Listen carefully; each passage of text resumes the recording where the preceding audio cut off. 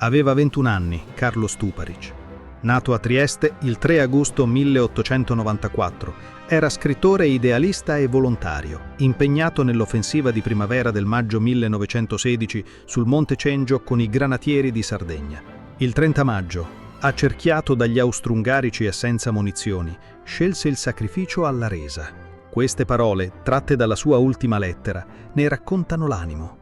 Su questo triste e pittoresco altipiano, dove si contrasta la violenza, siamo d'avamposti. Mi sento solitario nella mia umida grotta e ho bisogno di comunicare e di ricordare. In quelle righe traspare un uomo dietro il soldato. Solo in una trincea impietosa, desideroso di esprimersi e di non dimenticare gli ideali per cui combatte.